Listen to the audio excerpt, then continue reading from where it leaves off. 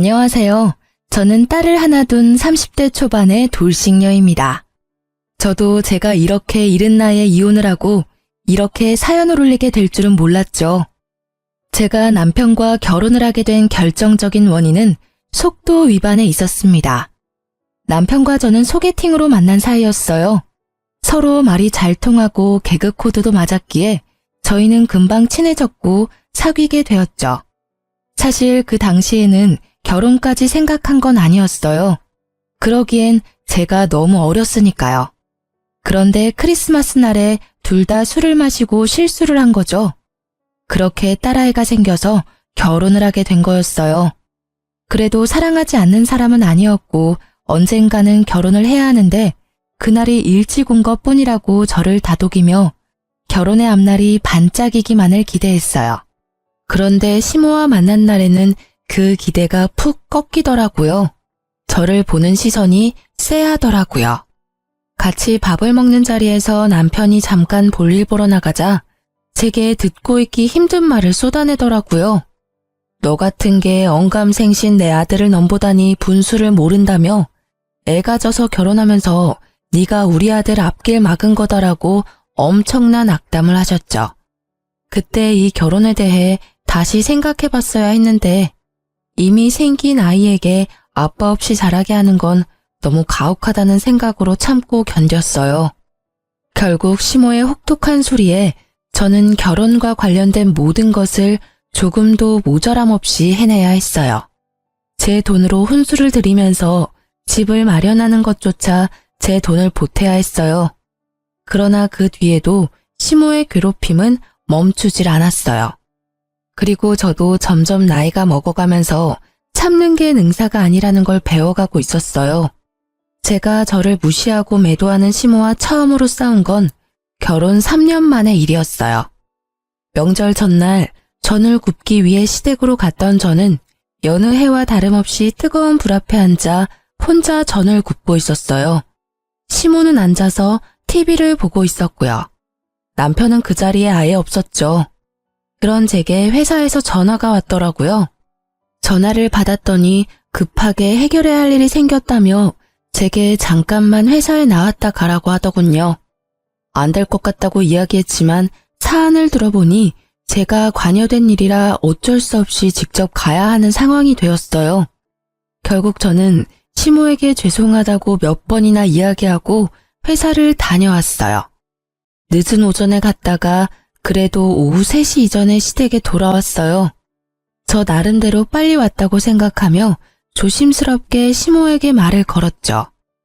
어머님, 저 왔어요. 죄송해요. 남은 건 제가 할 테니까 가서 쉬세요. 그렇지만 정작 부엌 상태를 보니 시모가 한 일은 아무것도 없었어요. 제가 일하고 있는 동안 시모는 여전히 TV를 보며 쉬고 계셨던 거죠. 그래도 일찍 와서 제가 시간 내에 다 할 수 있을 것 같아 다행이라고 생각하고 있었는데 시모가 거실 소파에 앉아 한숨을 푹푹 쉬며 이렇게 말하더라고요. 정말 못 배워먹은 애들은 어딜 가도 티가 나네. 우리 정환이가 옛날에 사귀던 애는 싹싹하고 경우가 바르던데. 인물이면 인물, 집안이면 집안, 성품이면 성품.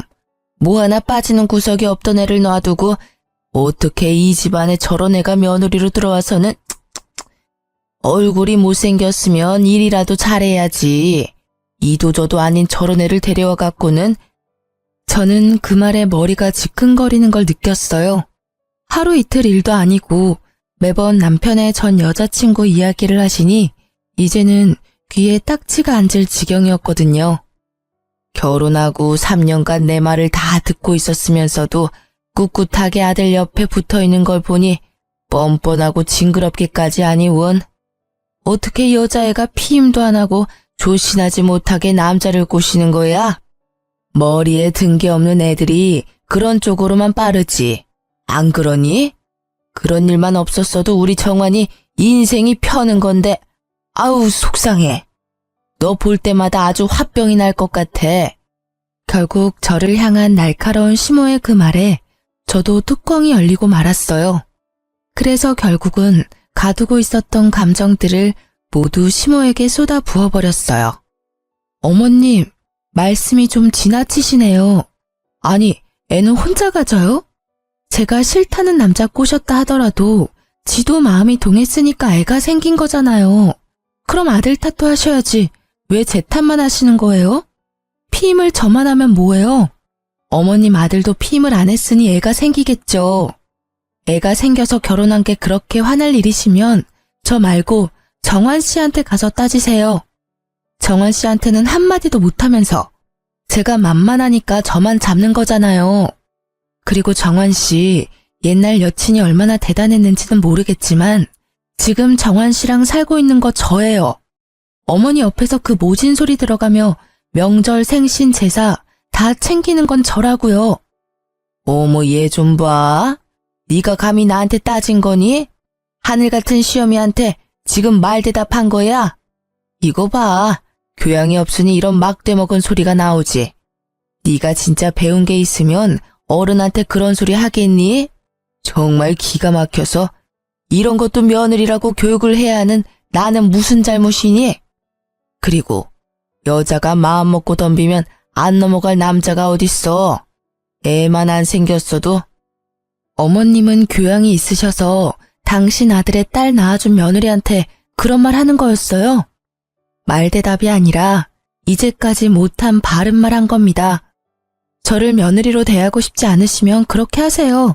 저도 시어머니로 모시지 않을 테니까. 그리고 제가 애 생겨서 결혼한 거에 반감 가지신 것 같으니까 제 딸은 이제 앞으로 어머님께 보여드리지 않을게요. 도대체 애가 무슨 잘못이에요? 전 제 딸 그런 소리 들으면서 자라게 둘 생각 없으니까. 결국 굽고 있던 전을 던져버리고 저는 딸과 친정으로 돌아갔어요.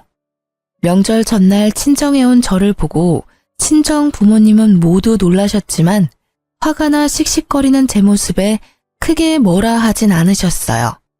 그도 그럴 것이 두 분은 제 성격을 잘 아시잖아요. 웬만하면 터지지 않는 제 분노가 터져버린 걸 보고는 분명히 무슨 일이 크게 벌어졌다고 생각하셨겠죠. 그리고 그날 저녁 남편이 전화가 왔더라고요. 받지 않으려다가 이번 기회에 시모 버릇을 고쳐야겠다고 생각했죠. 무슨 일이야? 냉정한 제 목소리에도 남편은 제 화내기에 바빴어요. 걱정은 하나도 되지 않는지 다짜고짜 화내는 남편에게 저는 약간 실망감이 들 정도였죠. 무슨 일이라니? 명절 전인데 당신이 여기 없는 게 무슨 일인 거지? 명절 준비 안 해? 이렇게 다 팽개치고 뭐 하는 짓이야? 아, 어머님이 당신한테 이야기 안 하셨나 보네. 그러니 당신이 나한테 화를 내지. 무슨 일 있었는지 못 들었어? 내가 명절 전날 친정에 오게 만들 만큼 충격적인 말을 하셨는데 당신한테는 알리고 싶지 않으셨나 봐? 엄마가? 별말 없으시던데. 아, 너 또 잔소리 들었다고 지금 친정 가 있는 거야? 매번 듣는 이야기 때문에 지금 시위하는 거지? 네가 어린애야? 생각을 좀 해봐. 엄마 잔소리가 하루 이틀 일도 아닌데 왜 새삼스럽게 굴어? 잔소리라면 잔소리지. 당신 옛날 여자친구 이야기 꺼내면서 나를 피임도 안 하고 남자 꼬셔서 애 낳은 꽃뱀으로 만들던데 그 잔소리 맨날 하시는 데다가 오늘은 여전히 당신 옆에 붙어있는 내가 징그럽다고 하셨어. 당신 생각은 어때? 이래도 그냥 잔소리야? 이거 거의 인격 모독의 언어폭력 수준이야. 나 당신을 가져서 결혼했지만 그랬기 때문에 시어머니한테 잘 보이려고 애 많이 썼어. 그런데 여전히 어머니는 나를 며느리로 안 봐주잖아. 그리고 당신 태도도 그래. 와이프가 그런 소리 들으면 좀 막아줘야 하는 거 아니야? 매번 멀뚱멀뚱 남의 이야기 하는 것처럼 아무 말 없이. 그것도 진짜 짜증나는 일인 거 알아? 제 말에 남편도 놀랐는지 잠시 폰 너머로 말이 없더군요. 이제껏 시모가 저를 탓하고 무시해도 참아온 건 저였어요. 남편은 마치 아무런 말도 듣지 않은 것처럼 행동했고요. 이야기를 하다 보니 그런 남편에게 화가 치밀더라고요. 남편은 제 분노에 잠시 머뭇거리나 싶더니 곧 크게 한숨을 푹 내쉬고는 애 어르듯이 말했어요. 당신이 참고 넘기면 될 일이잖아. 늙은 모친이 옛날 생각나서 그런 말 하는 거 그냥 넘기던지 한 귀로 흘리던지 하면 될 일이지. 다짜고짜 정굽다가 날라버리면 뒷수습은 누가 해? 어차피 지금 나는 당신이랑 살고 있잖아. 그럼 상황 끝난 거지. 엄마가 뭐라건 크게 신경 쓰지 말라고. 나도 엄마 잔소리가 별거 아니라고 생각해서 별다른 조치를 취하지 않은 것뿐이야. 엄마가 아무리 그래봐야 우리는 부부잖아. 안 그래? 그걸 어떻게 한 귀로 듣고 흘려. 우리 둘이 이혼하라고 등 떠밀고 계시는데. 이번에 어머님 그 발언은 진짜 선을 넘었다고 생각하거든? 그런 말들은 우리 딸을 욕보이기도 하는 거야. 이참에 내가 말하는데 나 앞으로는 시댁 행사에 참여 안 할 거야. 시댁에서 부르면 자기만 다녀와.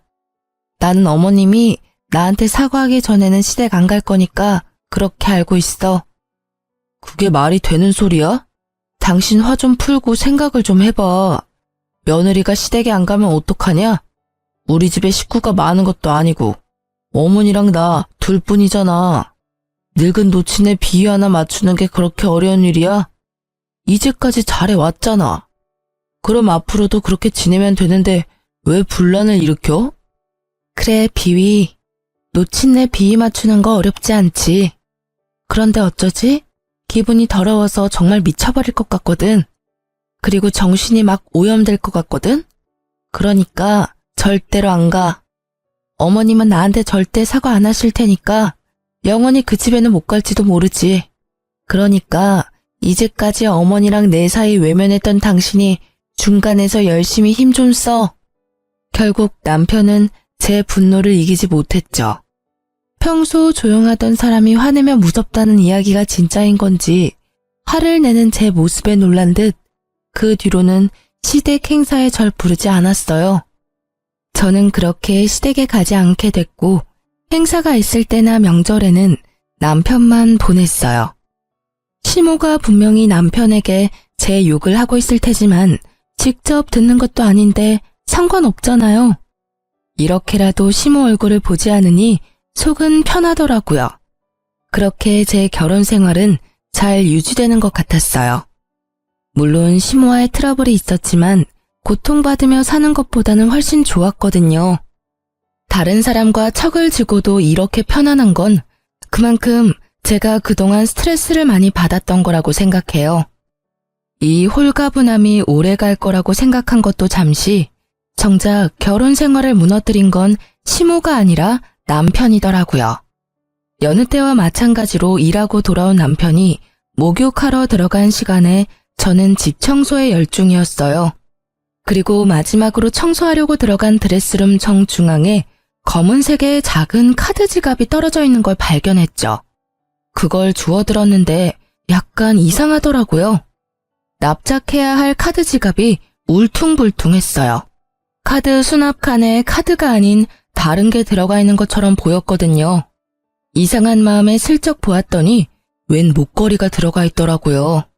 그걸 꺼내서 손에 담아보니 한눈에 봐도 고가의 목걸이가 반짝거리더라고요. 그걸 이리저리 둘러보는데 남편이 마침 욕실에서 나오더라고요. 자기, 이거 뭐야? 목걸이가 자기 지갑 안에 있던데? 뭐야, 갑자기 남의 지갑을 봐. 사생활 침해인 거 몰라? 제 모습을 본 남편은 마치 유령이라도 본 것처럼 기겁을 해서는 제게 달려와 목걸이와 카드 지갑을 낚아채 가더라고요. 왜 그렇게 격하게 반응해? 뭐 수상한 물건이야? 내 말에 남편이 들고 있던 목걸이를 잠깐 보더니 제 손에 다시 올려주더라고요. 그러면서 제게 좀 더 부드러운 말로 이야기했어요. 수상한 물건이라니. 이건 당신한테 줄 선물이었거든. 당신이랑 엄마 사이를 잘 풀어주지 못한 내 탓도 있고 해서 미안함과 고마움을 담아 겸사겸사 산 거야. 진짜? 내 거라고? 너무 예쁘다. 고마워, 여보. 난 기념일도 아닌데 무슨 일로 이런 걸 샀나 했어. 자기도 이제야 내가 얼마나 힘들었는지 알았나 보네. 봐, 시댁에 혼자 다니니까 힘들지? 정말 비싸 보인다. 얼마 정도였어? 그리고 보증서는 없어? 많이 비싼 건 아니야. 그래도 싸지는 않지. 당신한테 주는 건데 너무 싸구려는 좀 그렇잖아. 그리고 케이스랑 보증서는 차 안에 있어. 내일 집에 들어오는 길에 가져올게. 근데 이거 왜 지갑에 넣어왔어? 서프라이즈인데 케이스에 넣으면 들키잖아. 그래서 그랬어. 어때? 마음에 들어? 당연히 마음에 들지. 결혼식 이후로 장신구는 처음 받아보니까 너무 좋다. 이거 받으니까 이제까지 있었던 일들이 다 풀리는 것 같아. 고마워요. 남편은 뜨뜨미지근한 모습이었지만 이때 저는 기쁨으로 가득 차서 그런 의심은 날아가 버렸죠. 지금 생각해보면 서프라이즈가 들켜서 아쉬운 모습이 아니란 걸 금방 알아챘을 텐데 말이죠. 이때는 정말 기쁨과 고마움으로 머리가 가득 찼었어요. 그래서 그 작은 위화감을 느끼지 못했던 것인지도 모르죠. 너무 예쁘게 반짝거린다. 앞으로 일하러 갈 때마다 착용해야지. 소중히 여길게. 고마워. 그렇게 즐거운 마음으로 목걸이를 받고 한동안 저는 붕 뜬 기분으로 지냈어요. 그 뒤 계속 이어진 남편의 야근에도 잔소리 한번 하지 않고 저녁마다 야식을 만들어 기다렸어요. 그렇게 며칠이 지났을까요? 바람이 많이 부는 날 거추장스럽게 날리는 머리카락을 정리하려 신경질적으로 머리카락을 확 넘기는데 통증이 확 느껴지더라고요. 보니까 머리카락에 목걸이가 걸려서 겨우 떼어냈는데 고리 부분이 헐겁게 고장나 있더라고요. 결국 저는 보증서를 챙겨서 주얼리샵까지 갔어요. 남편에게 보증서를 받아서 가방 안에 넣어뒀다가 빼지 않았거든요. 이왕 나온 김에 샵까지 간 거였는데 입구에서 전화가 왔어요. 시모의 전화였죠. 저는 무시했어요. 그런데 끊임없이 오는 전화에 결국 전화를 받았어요. 네, 나다. 넌 무슨 전화를 그렇게 안 받아? 네가 시댁에 오지 않기로 했다고 해서 네가 며느리가 아닌 건 아니잖니? 이상한 말이었어요. 언제는 며느리 취급도 안 하더니 오늘따라 내게 며느리임을 강조하는 시모. 그 모습에 이상함을 느낀 저는 시모에게 본론부터 물었어요. 무슨 일로 연락하셨어요? 전 시댁 행사에 참가 안 하기로 이미 남편과 이야기 다 됐는데요. 일 있으신 거면 정환 씨한테 전화하세요. 그런 것 때문에 전화한 거 아니다. 내가 병원에 다녀왔다가 신장이 안 좋다는 이야기를 들었어. 무리를 하면 안 된다고 의사가 신신당부를 하더라. 내가 너 그동안 아나무인으로 군 거 다 용서해 줄 테니 집에 와서 집안일 좀 도와. 합가하라는 건 아니니까 저녁이나 낮에 시간 날 때 와서 집에 와서 청소도 하고 빨래도 하고 반찬도 좀 해놓고 가거라. 내가 다 하려니 영 무리가 돼서 힘이 딸려. 그 이야기를 듣는데 머리가 띵하더라고요. 아니, 나가라고, 이혼하라고 그렇게 난리칠 때는 언제고 본인 몸 아프다고 이제 와서 며느리 노릇하라니. 어이없는 자기중심적 사고에 저는 더 싸늘해졌어요. 남편이랑 상의해 볼게요. 우리도 맞벌이고 경제적인 부분에서 저 혼자 결정하는 건 아닌 것 같아서요. 그리고 육아도 도맡아 하는 저한테 그런 집안일 시키는 건 너무 하시는 거 아니에요? 필요한 거 있으면 정환 씨한테 말씀하세요. 정환이는 내가 아픈 거 몰라. 꼭 바쁜 애를 그렇게 귀찮게 해야겠니? 너야 며느리니까 당연히 내 수발 드는 건 당연한 거고 내가 다 용서해준다고 하는데도 왜 이렇게 딱딱하게 구는 거니? 정말 하나부터 열까지 정이 안 가는 애야. 정이 안 가시면 부르지를 마세요. 기껏 전화해서는 또 이런 이야기 하시려고 한 거면 끊을게요. 그리고 집안일 해주실 분 찾는 거면 차라리 돈 주고 가사 도우미님을 부르세요. 그게 훨씬 어머니한테 도움될 것 같으니까요. 폰 너머로 뭐라 떠드는 시모의 말을 무시하고 전화를 끄는 저는 신경질적으로 남편에게 전화를 걸었어요. 몇 통이나 걸었는데 받지 않더군요. 결국 알아서 전화 오겠지 하는 마음으로 일단 목걸이부터 고치기 위해 주얼리 샵으로 들어갔어요. 저는 목걸이를 보여주며 수리를 맡기려고 한다고 직원에게 말했어요. 그런데 갑자기 그 직원이 목걸이를 유심히 보더니 나를 불손한 눈빛으로 바라보기 시작하더라고요. 죄송하지만 고객님, 이 목걸이 직접 사신 거 아니시죠? 이거 어디서 가져오신 거예요? 본인 물건 아니지 않아요? 네? 그게 무슨 말이에요? 그건 제가 남편에게 받은 제 목걸이예요. 보증서도 있는데 보여드릴까요? 거짓말하시면 문제가 더 커지세요. 똑바로 말씀해 주세요. 이거 본인 거 아니시죠? 갑자기 도둑 취급받은 저는 당황하며 보증서를 꺼내 보여줬어요. 보증서를 보던 직원은 눈에 띄게 당황하더라고요. 보증서 때문이 아니라 제가 말한 남편이라는 말을 듣고서요. 진짜가 맞는지 확인해 보세요. 이걸 사러 왔다는 사람 얼굴도 보여드릴 수 있어요. 그럼 누가 산 건지 확인이 되겠죠? 여차하면 남편 불러와도 상관없고요. 직접 사왔다고 했으니 CCTV도 있을 거고. 제 말에 직원의 얼굴이 갑자기 사색이 되더라고요. 처음엔 그 모습이 저를 도둑으로 몰아서 그런 거라고 생각했어요. 죄송해요. 제가 착각했나 봐요. 그런데 그런 것 치고는 처음에 직원이 너무 과하게 아는 척한 게 신경이 쓰이더라고요. 아니요, 착각한 거 아닌 것 같은데? 분명히 목걸이 보더니 바로 저한테 제 거 아니라고 하셨어요. 이 물건이 여러 개 팔렸을 텐데 어째서 저한테 콕 집어 그런 말 하셨어요? 대답 여하에 따라 여기 본사의 직원분 행동에 대해 불만 제기할 거예요. 거의 협박이나 다름없는 제 말에 직원은 울상을 지으며 자기가 알고 있는 걸 실토했죠. 죄송해요.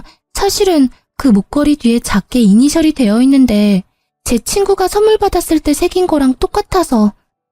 저는 쎄한 마음에 목걸이 뒤쪽을 살펴봤어요. 그랬더니 아주 작게 이니셜이 되어 있더라고요. 그런데 제 남편 이름, 제 이름의 이니셜이 아니었어요. 거기 새겨진 날짜도 저희 기념일이 아니었고요. 그런데 그 이니셜을 보니 딱 하나 기억이 나더라고요. 그 이니셜과 똑같은 이니셜을 가진 남편의 전 여친이. 저는 황급히 폰을 꺼내 남편 사진을 보여주며 말했어요. 이 목걸이 산 사람이 이 남자가 맞나요? 직원이 고개를 끄덕이자 저는 머리로 순식간에 열이 오르는 것을 느낄 수 있었어요. 온몸이 부들부들 떨렸죠. 배신감과 분노로요. 전 여친과 여태껏 만나고 있으면서 나를 속인 남편이나 아프다는 이유로 며느리 취급도 안 하던 내게 이제와 며느리 노릇하라며 식모처럼 부리려고 하는 시모까지, 이 시댁에 있는 인간들에게 한 줌 남아있던 미운 정까지 뚝 떨어졌거든요. 그 자리에 있는 직원들이 불쌍한 사람처럼 나를 보는데 어찌나 부끄럽던지. 저는 그 자리에서 결심했어요.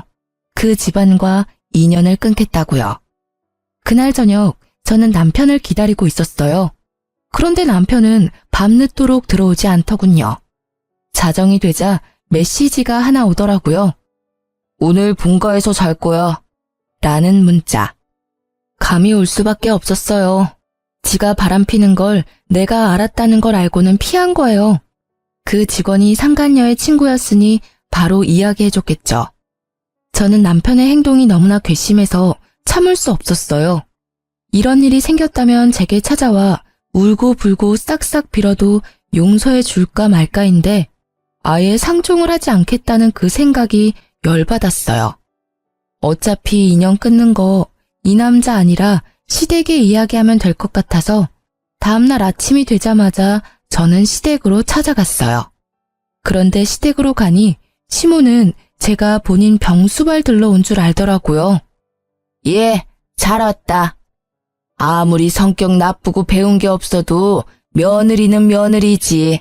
시모가 아프다는데 이렇게 달려와야 하는 게 당연한 거 아니니? 죄송한데 그건 거절해야겠어요. 혹시 어머님도 알고 계셨나요? 그이가 바람 피우고 있는 거. 뭐? 그게 갑자기 무슨 소리니? 걔가 바람을 피워? 에이, 설마. 설사 걔가 바람을 피웠다 해도 그건 너한테 문제가 있어서 그런 거겠지. 우리 아들은 절대 그럴 사람 아니야. 어쩌면 이렇게 아들 사랑이 대쪽 같은지. 지 아들놈이 바람을 폈어도 원인 제공자는 너다 라고 말하는 게 참 얄밉고 꼴보기 싫더라고요. 그래요? 근데 벌써 확인 다 했어요. 저는 다른 건 참아도 외도는 못 참아요.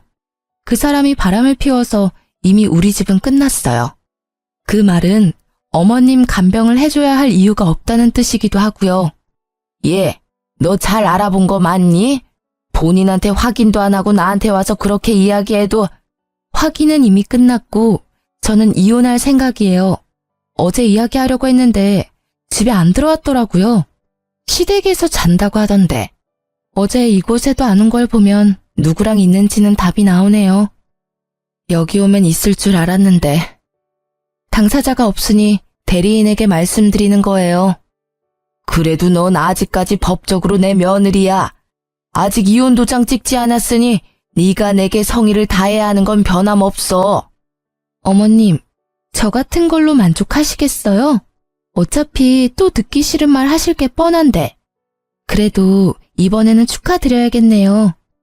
남편 상간녀가 어머님이 그렇게 사랑에 맞지 않는 옛날 여친이거든요. 그 상간녀한테 수발 들어달라고 부탁해보는 게 어떨까요? 저같이 뻔뻔하고 교양 없는 며느리보다야 낫지 않겠어요? 저는 시모에게 최대한 빈정거리고는 집으로 돌아왔어요. 그리고 그날 저녁이 되니 남편이 거들먹거리며 집으로 돌아오더군요. 그 모습이 당당하기 짝이 없어서 부하가 치밀었어요. 기분 좋아 보이네? 어머님한테 이야기 들었어? 이혼하고 싶다고 전해드렸는데 그 이야기 듣고 이렇게 즐거운가 봐. 그래, 기분 좋지. 드디어 당신이 당신 입으로 헤어지자고 말해줬잖아. 이걸 얼마나 기다렸는데. 얼마나 만났어, 그 여자? 설마 결혼 전부터 계속 만난 건 아니지? 계속 만났어. 틈만 나면 계속. 당신이랑은 잠깐의 실수였다고. 진짜 방해꾼이 따로 없었지. 걔가 나한테 하는 거 보면 당신은 걔 발끝도 못 따라와. 나를 얼마나 헌신적으로 대하는지 모를 거다. 게다가 집도 부자야. 당신하고 헤어진다 한들 그 집 재력만 있으면 나는 팔자 피는 거라고. 최악이네. 그 상간녀도 당신이 이런 생각하고 있는 거 알고 있어? 모르겠지. 알면 어떻게 만나. 호구될 거 뻔히 알면서 만나느니 헤어지겠지. 그래, 이혼하자. 그렇게 하는 게 더 정리가 빠르겠어. 그런데 네 입으로 결혼 기간 동안 상간녀 만났다고 말했으니 이번 이혼의 유책 배우자는 당신인 거 확실해졌네? 방해꾼은 사라져 줄 테니까 위자료나 넉넉히 준비해놔. 나는 내가 당한 정신적 고통까지 싹 다 위자료 받을 거니까. 아, 그리고 이 집 마련할 때 든 내 돈이랑 친권 양육권은 당연히 내가 가져올 테니 양육비까지 마련해야 하는 거 알지? 잘 됐네. 돈 많은 여친 둬서 이혼할 때도 편하겠어. 그런다고 내가 무서워할 줄 아냐? 난 상관없어. 어차피 그 돈 마련하는 건 이제 어렵지도 않으니까. 근데 이혼하기 전까지는 우리 엄마 집에서 일 좀 해. 이혼하면 상관없는 남이지만 지금은 어차피 당신은 우리 집안 며느리라고. 며느리로서 도리는 해야지. 역겨운 표정으로 말하는 남편놈의 싸대기를 한 대 쳐주고 싶었지만 참았어요. 그리고 웃으면서 그렇게 이야기해줬죠. 당신의 불륜도 이혼 사유지만 시어머니의 막말과 언어폭력도 이혼 사유 중에 하나거든? 나한테는 그걸 거부할 권리도 있어. 나도 바보가 아니야. 이제까지 어머님이 하시는 말 그냥 곱게 듣고 넘긴 줄 알았어? 녹음 다 해놨으니까 나는 이제 그쪽에 볼 일 없어. 사랑하는 네 여친한테 네 엄마 병수발 시키던지. 곱게 자란 여친이 그걸 할 수 있을지는 모르겠지만 뭐 알아서 잘들 하겠지. 남편은 제 말에 입을 꾹 닫더라고요. 더 이상 시모 병수발 들라는 미친 소리는 안 하겠지 싶었죠. 그리고 이후 남편과는 합의가 아닌 소송을 하게 됐어요. 저는 상간녀 소송을 위해 남편의 전 여친을 찾아갔어요. 확실히 예쁘더라고요. 그런데 온몸을 명품으로 휘감고 있었어요. 그 여자도 과시욕이 보통이 아니더라고요. 그리고 그런 그녀의 모습을 보니 이 여자가 남편과 시댁의 돈 보고 불륜을 저지르고 있었구나 예상이 갔어요. 사실 시부가 살아있을 때 시댁은 소위 말하는 잘 사는 집안이었거든요. 그렇지만 사업하시던 시부가 죽고는 가세가 많이 기울었고 사업하며 진 빚을 갚느라 예전만큼 좋지 않아요. 그냥 중산층 정도일 뿐이거든요. 그런데 그 여자는 그것도 모른 채 저한테 주저리 말하더군요. 현명한 결정 고마워요. 어차피 오빠가 저를 잊지 못해서 제게 돌아올 건 기정사실이었을 테니까요. 당신과의 사이에 애가 생기지 않았으면 저와 결혼했을 거예요. 물론 그 시기에 제가 오빠와 헤어져 있긴 했지만 마음까지 헤어진 건 아니었거든요. 제가 오빠와 사귄 게 먼저였으니까 그쪽 분이 저한테는 불륜녀나 다름없는 상황이었거든요. 애가 생기지 않았다면 오빠도 저를 떠나지 않았을 테고 말이에요. 그럼 당신도 애 가지지 그랬어요. 그랬으면 당신한테 돌아가고 내가 버림받았을지도 모르는데 왜 그렇게 안 했는지 궁금하네요. 그때는 별로 그렇게 좋아하지 않았나 보죠? 뭐 어쨌든 이런 말 들으려고 만나자고 한 건 아니고 상간녀 소송할 거니까 그렇게 알고 있으세요. 위자료 준비 잘 하시고요. 그래도 집이 잘 사는 것 같아 다행이네요. 온통 명품이라 위자료 못 받을 걱정은 안 해도 될 것 같아요. 어차피 그 위자료도 제가 내는 거 아닌데요. 전 어차피 그만한 돈도 없어요. 오빠가 다 내줄 거예요. 제가 뭐 때문에 오빠랑 결혼하는 건데요. 오빠가 다 알아서 한다고 했으니 제가 신경 써야 할 일은 없는 거죠.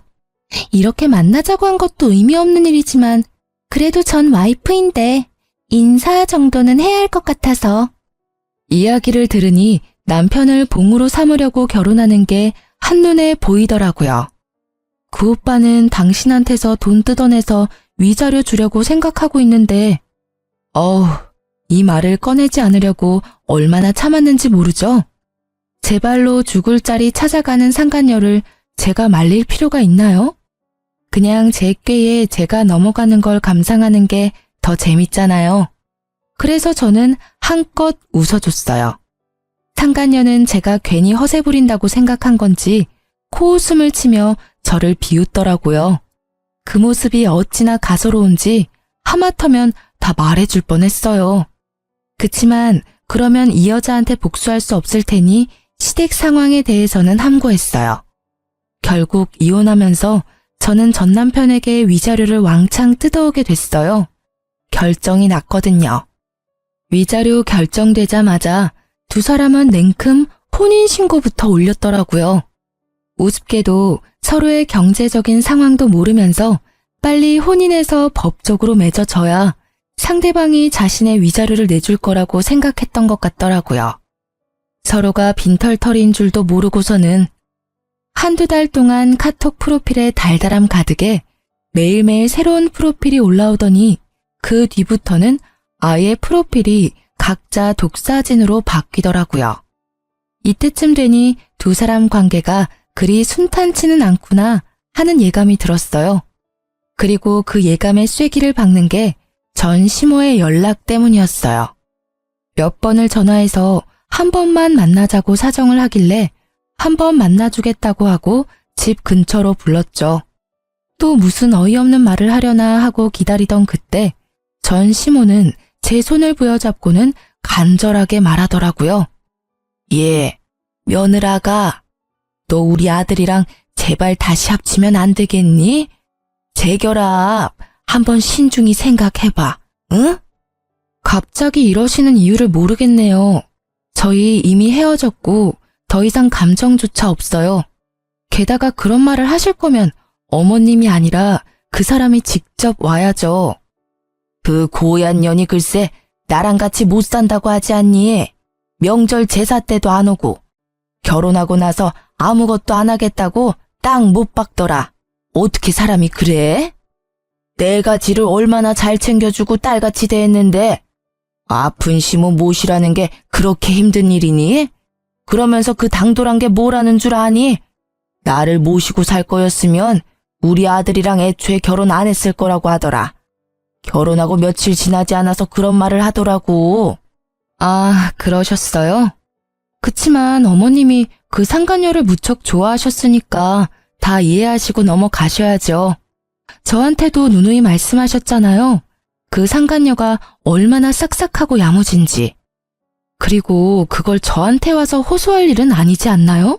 아드님한테 가서 말씀하세요. 아들? 그놈도 매 한 가지야. 내가 몇 번 집에 일하러 오라고 했다고 아들한테 일러 바쳤는지 화가 나서 나한테 전화해서는 엄마네 집에 안 오겠다고 소리치고 끊더라고. 여자 치마폭에서 놀아나는 못난 놈 같으니. 그러면서 그 뒤로는 아예 연락도 없고 찾아오지도 않아. 그것만 하면 다행이게. 얼마 전에 아들놈이 혼자 집에 짐을 싸들고 왔길래 왜 왔냐고 물었더니 그 도둑년이 도망갔다고 하더라고. 그러면서 대출받아서 산 집도 그년이 팔아먹어서 결국에는 빚만 남았다고. 전 시모는 속에서 열불이 나는지 그 이야기를 하는 내내 탁자 위에 있던 찬물을 벌컥벌컥 들이키더군요. 그 이야기를 듣는 저는 그냥 웃겼어요. 저랑 헤어지고 잘 살 거라며 떵떵거리던 남편이 어떤 꼴로 지내는지 알게 되니 너무 유쾌하더라고요. 웃긴 건 시모와 전 남편도 그 상간녀를 봉으로 생각했는데 상간녀가 먼저 그걸 캐치하고 초스피드로 배신을 했다는 점이었죠. 그렇게 중내만에 할 때는 언제고 돈 하나에 이렇게 1년도 안 돼서 찢어지는 부부라니. 시모가 계속 끈질기게 저와 전 남편의 재결합을 요구하자 제가 시모에게 딱 잘라 말해줬어요. 상간녀가 좋다고 할 때는 언제고 이제 와서 이러세요? 그런 말씀하실 거면 여기서 헤어지는 게 좋겠네요. 저는 아직도 어머님이 저한테 하신 인격모독 같은 말들을 다 기억하고 있기 때문에 지금 이렇게 얼굴 보는 것도 사실은 힘들거든요. 그러니까 저는 이만 가볼게요. 그럼. 아이고, 얘야, 나 좀 봐라, 어? 늙은 시모가 배지도 않아? 결국 길거리에서 난리치는 모습에 한숨을 푹 쉬며 전 남편에게 전화했어요. 예상과는 달리 한 번에 전화를 받는 남편놈에게 말했어요. 당신 어머니 우리 집 근처에 계시거든? 와서 모시고 가. 안 데리고 가면 나 경찰에 신고할 거야. 결국 전 남편이 시모를 모시러 왔더군요. 크게 변한 건 없지만 초췌한 모습이더라고요. 꼴 좋다 싶더라고요. 나랑 헤어지자고 큰 소리 뻥뻥 칠 때는 그렇게 좋아 죽더니 곧 죽어갈 것 같은 모습을 보니 오히려 웃겼어요. 저기, 엄마는 내가 데려갈게. 그리고 당신 아직도 혼자면 우리 다시 시작해볼 생각은 없어? 뭐? 이제 와서 무슨 소리야? 우리 이미 다 끝났어. 아니 왜 나한테 이러는 건데? 이해가 안 가. 그 상간녀랑 잘 살겠다며 나한테는 이혼해줘서 고맙다더니 왜 이제 와서 후회야? 나도 잘 살 줄 알았지. 그런데 우리가 살던 집이 당신이랑 내가 돈을 반씩 부담해서 산 거라 재산 분할할 때 돌려줘야 한다고 하니까 그 뒤부터 사람이 바뀌더라고. 며칠간 분주하게 여기저기 돌아다니는 것 같더니 결국 그 며칠 뒤에 도망갔고 알고 보니까 그 집도 완전 빈털털이더라고. 어릴 때 사귈 때는 돈 많은 집이라고 알고 있었는데 다 날 속인 거였어. 진짜로 미안해. 나 진짜 속아서 이혼하고 속아서 재혼한 거야. 참 잘하는 짓이다. 마누라 버릴 때는 그런 거 눈에 안 들어오지? 나는 혼인 기간 중에 나 속이고 다른 여자랑 놀아난 남자하고는 재결합할 생각 추호도 없어. 그리고 이미 애가 생겨서 결혼한 며느리한테 내가 아니라 다른 여자를 며느리 삼고 싶다고 말하던 저 미친 아줌마랑 같이 살 생각은 더더욱 없고. 그러니까 다른 데 가서 알아봐. 그리고 아무리 힘들어도 위자료는 꼭 줘. 내가 쓰는 거 아니고 내 딸이 쓸 거니까. 저는 불쌍한 말만 늘어놓으며 동정표를 사려는 두 사람을 남겨두고 집으로 돌아왔어요. 그리고 얼마 뒤 상간녀에게서 연락이 왔더라고요. 만나자고 하길래 저번에 시모와 만났던 카페로 오라고 했죠. 상간녀는 조심스럽게 주변을 살펴보며 들어오더니 제 앞에 앉아서는 다짜고짜 저에게 따지기 시작하더라고요. 당신 어떻게 그 집에 돈 한 푼 없는 걸 나한테 숨길 수 있어? 완전 빈털터리 집안이던데. 설마 나 엿먹으라고 말 안 했어? 엿먹으라고 말 안 한 거 맞고, 그리고 그런 건 당신이 먼저 알아봤어야 하는 거 아니야? 유부남 꼬셔서 재혼할 생각으로 가득 차 있었으면서 그런 건 왜 못 알아봤대? 내가 그런 걸 알려줘야 할 의리 같은 거라도 있었나? 제 말에 상간녀가 저를 째려보더라고요. 구구절절 다 맞는 말에 자기가 알아보지 못한 것도 본인 탓인데 왜 여기 와서 남 탓을 하고 있는지. 당신 때문에 내 인생 망쳤어. 나는 초혼이었다고. 그런 놈이랑 결혼을 하게 되다니. 내 계획은 그런 게 아니었다고. 그러니까 당신이 책임져. 책임지라고. 뭘 책임지라고 하는 건지 모르겠네요, 상간녀님. 제가 피해자고 당신이 가해자예요. 그래서 상간녀 소송에서 위자료까지 당신이 나한테 지급하라고 나왔잖아요. 잘 사는 부부 갈라놓더니 이제 와서 물리라고요? 어이가 없어서. 이미 저는 그 집안과 결별했고 당신은 그 집안 사람이니까 잘 살면 되는데 왜 여기 와서 이러는지 모르겠네. 상간녀 소송 취하해. 나 완전히 속아서 이 결혼한 거야. 그러니까 그 위자료 지급 못해. 아니 안 해. 이게 뭐야. 상간녀 소송비도 다 대줄 것처럼 하더니 정작 까보니 아무것도 모아둔 것도 없고 그 집마저 돈 안 내면 팔아야 될 상황이고 거기에 매달 양육비까지. 그런 거지 주제에 나한테 결혼하자고 혼인신고서를 가져와? 나쁜 새끼. 당신도 똑같이 나쁜 년이야. 그러니까 빨리 상간녀 소송 취하해. 다시 한번 나한테 그거 취하하라느니 내 탓이라느니 나를 비방하면 당신 시댁한테 당신 잡아가라고 전화할 거예요. 지금 그 사람들 피해서 도망 다니고 있다던데. 들키고 싶으신 거면 계속 여기서 저한테 말도 안 되는 소리 하세요. 이대로 그 집에 끌려 들어갈 건지 계속 내 탓하며 나를 괴롭힐 건지 알아서 결정하세요. 결국 제 엄포의 상간녀는 불이 나게 도망가더라고요. 줄줄이 저한테 찾아와 제 탓하는 것도 똑같고 서로의 잘못을 하소연하는 것도 똑같더라고요. 어째 그리 똑같은 사람들 셋이 만났는지. 그 뒤로 양육비 때문에 전 남편을 만났었는데 여전히 두 사람은 숨바꼭질 중이고 여전히 법적인 재혼 부부 사이라 새로운 사람도 못 만나고 있다고 하더라고요. 뿌린 대로 거둔 것이니 원망할 필요 없는데도 매번 볼 때마다 신세한탄하는 걸 보니 웃겼어요. 이혼 소송 후 저는 위자료 듬뿍 받아서 딸과 새로운 삶을 시작하고 있어요. 전 남편의 배신의 영향이 큰 탓에 아직까지 재혼 생각은 크게 없어요. 아이를 위해서 아빠가 있었으면 하지만 전 남편처럼 미친놈 만날까봐 겁나서 엄두가 안 나요. 남편 없어도 딸과 둘이서 재밌게 잘 살고 있으니 그쪽으로는 크게 신경 안 쓰기도 하고요. 이렇게 제 짧은 결혼 기간의 일을 글로 써보니 저도 평탄한 삶을 살아온 건 아니다 싶네요. 그래도 더 늦기 전에 그 나쁜 남편놈과 헤어질 수 있어서 천만다행이라는 생각을 해요. 이혼 초반에는 싱글맘으로 일하랴 애보랴 힘들 때도 있지만 그럴 때는 시모와 남편의 횡포에 시달렸던 그때를 생각했어요. 그러면 없던 힘도 솟아났거든요. 넉넉하지 않아도 지금 마음은 어느 때보다 더 편해졌어요. 주변에서 많이 걱정해 주시지만 3년이나 지난 지금은 걱정할 필요 없을 만큼 잘 살고 있어요. 함께 걱정해 주셨던 분들과 저를 지탱해 주셨던 분들에게 감사한 마음으로 하루하루를 살아가고 있어요. 그리고 지금 외도로 힘들어 하실 분들이 만약 제 글을 보신다면 용기를 내세요. 참고 있다가는 언젠가 폭발하거나 무너져 버릴지도 모르니까요. 제 사연이 저와 비슷한 일을 겪는 분들에게 작게나마 좋은 위로가 되었으면 좋겠어요. 들어주셔서 감사합니다.